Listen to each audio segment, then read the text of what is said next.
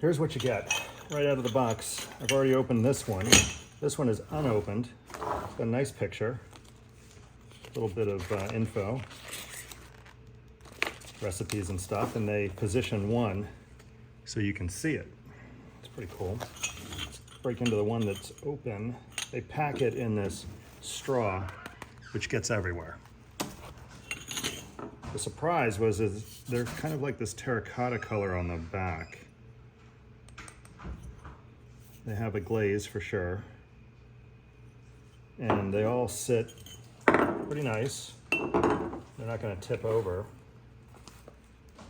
So I'm going to unpack everything, try to get as many out without making a holy mess out of this stuff. And then I'll show you what they include in this thing.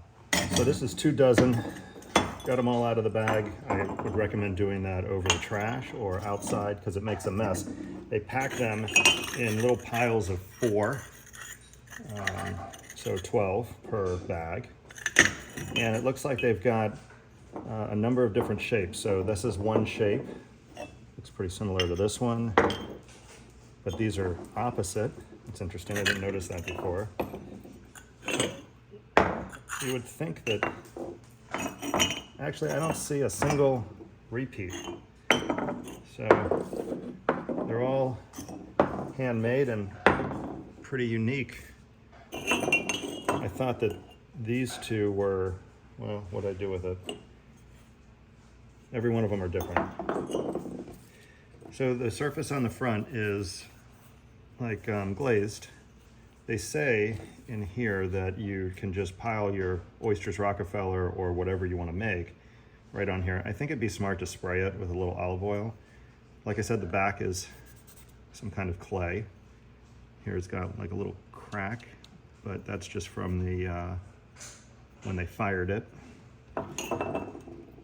They seem pretty durable. They say they're dishwasher safe, or you can wash them with soap and water. This little booklet that you get has their story, what they're made out of. Organic clay, stands up to direct flame and oven broiler temperatures. So you could put these right on the grill. I assume if you do grill with them, they'll get a little black on the bottom and it'll stay that way.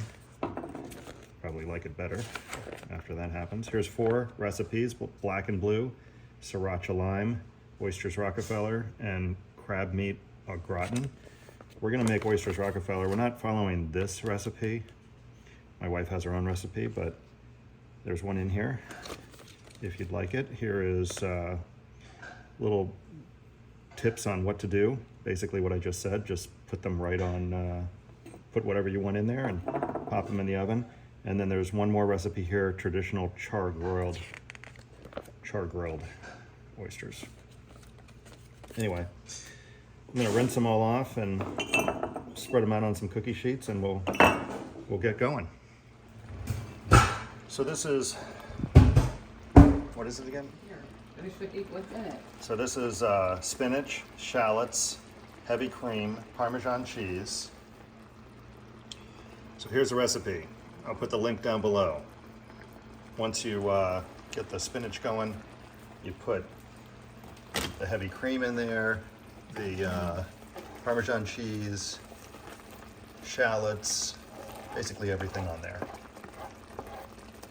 Cook it down so it's, you know, the consistency of like a paste, right? Because then you're gonna put it all in these, what? Oh, then it goes in the fridge. And then you just load them up. So this is 24, they fit nicely on 2 cookie sheets. And I positioned some of the thinner ones down the middle here. We're just gonna mist it with olive oil and then and load them up. And we like to make some with a whole oyster inside. And then most with chopped oysters, because not everybody likes the whole oyster. We've done this a bunch with actual shells, you know, actual shucking them. But when you want to do this and not deal with that whole mess of shucking them, just pick up a little jar of oysters from, you know, the grocery store. I'll show you what we got, and go to it. Save the spoons out of it. These are the oysters that we use, just right off the shelf at Publix. Pacific oysters, a little 8-ounce container, and we bought 5 of these. I think we're only going to use 4 though. Okay, this batch is chopped, and this batch is whole.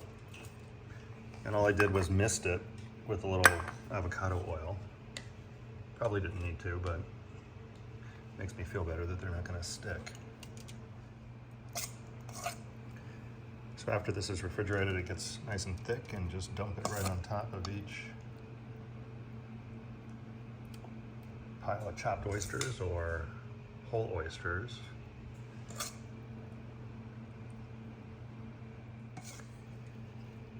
So I don't rinse the oysters because you don't want to rinse all that flavor off of, but last time we did this with the shucked oysters, if there's too much liquid in the shell when you put it in the oven, this stuff kind of floats up to the surface and it just kind of makes a soupy mess instead of a nice consistency, you know, when it comes out of the oven. So I'm just using a paper towel to soak up a little bit of juice off each one of them. Maybe cornbread. So if you want to get super fancy, you could top it with bacon crumbs.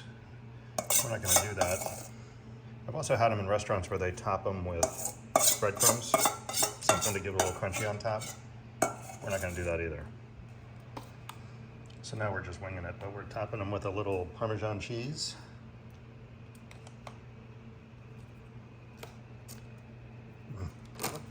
Very yummy, very yummy.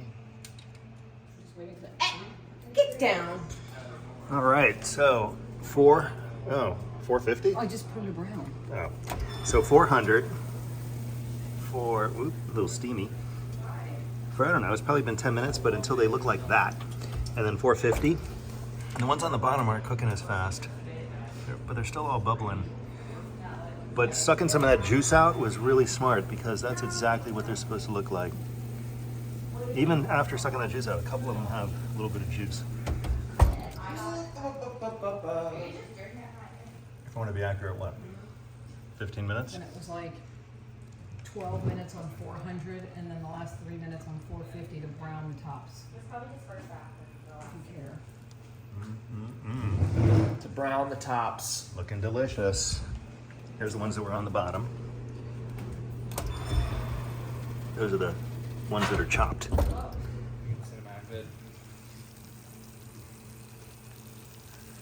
You know, these cooked down more.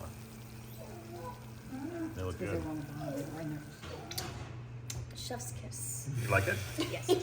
So they're a little juicy, but the juice is like this oyster stew deliciousness under there. And then these were the chopped up ones. And they are a little bit more crispy. Cleanup was super easy. Remember I sprayed them with avocado oil? I kept saying it was olive oil, but it was really avocado oil. And I soaked them overnight in a little bit of soapy water. Some of them I cleaned with a brush, some with the greeny thing, but they cleaned up very easily. All right, I've got them all here in front of me. Let me give you my overall impression of these. I think they're amazing. Don't get me wrong, shucking oysters and cooking them in the shell, whether it's Oysters Rockefeller or steaming them or baking them on the grill, whatever you do, that's cool. But if you don't want to buy a bunch of oysters and have to shuck them, this is an amazing alternative, these things. And in some ways, I think they're actually even better. And I'll explain why. But I'm really happy with them. They cleaned up nicely.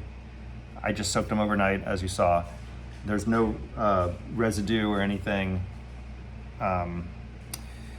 Couple things that I really like about these over regular oyster shells. So these are deeper, so you can fit a lot in there. And what's cool about that is a lot of times the oysters that you buy in the containers are huge, so they fit better with a bunch of stuff around it, like the Oysters Rockefeller stuff, right?